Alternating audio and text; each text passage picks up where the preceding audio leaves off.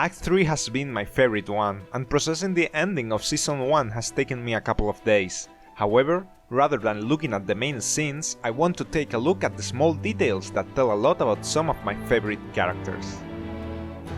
Mel quickly gained notoriety for being the puppeteer behind the scenes, and fans started to speculate about her true intentions, to the point of theorizing she might be LeBlanc in disguise. However, in Act 3 we got to discover her past and her family. The biggest reveal? Behind the facade of a cold, calculating politician who only cares about wealth, Mel is sentimental and merciful, traits that made her mother Ambessa banish her, and we can see how this hurts Mel by her facial expressions. In the final minutes, we see how she takes off the Medarda clan ring, ruins her Noxus mural, and supports Jace's proposal for peace. Her top one priority is avoiding war in her city, and further severing ties with her bloodthirsty family is her way to go, even when her mother just told her they were under threat.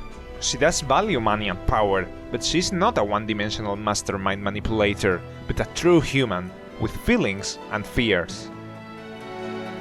Echo keeps a strong and serious composure at all times, but he was the happiest, most playful kid in Act 1. How did the purest boy turn into this rough, serious man?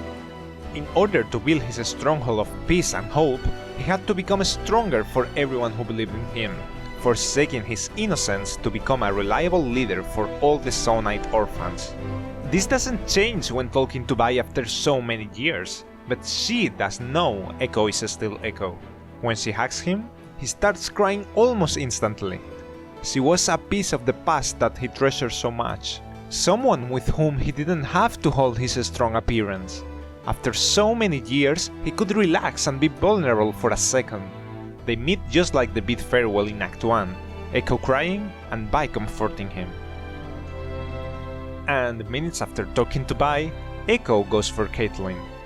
So, the daughter of a council member from Piltover was injured in a bomb attack, freed a prisoner to go to the Undercity for the first time guided by her, descended to its deepest levels, escaped from Shimmerfield humans turned monsters, and got ambushed by masked vandals, who kidnapped her and put a bag on her head. The first thing she says when her kidnapper shows up? "What have you done with Vi? Let her go, it's me you want." Caitlyn has had the most life-threatening experiences in her whole life, but she puts it all aside in order to make sure this girl she just met is safe. Priorities, man, priorities. However, my favorite scene gotta be Jinx sitting on her Jinx throne after all the situation finally concluded. You could say she chose to sit here instead of sitting on the powder seat, but all she had been through had changed her forever. She didn't choose to be Jinx, she accepted it. And that might mean that her relationship with Vi will never come back. But what could she do? She would never be Powder again, even if she tried. She lost Vander, she lost Silco, she lost Vi, and she lost Powder. Only Jinx is left, but she's not gonna cry about it. She's gonna be Jinx to the fullest and burn down the city that took everything from her, just as Silco wished.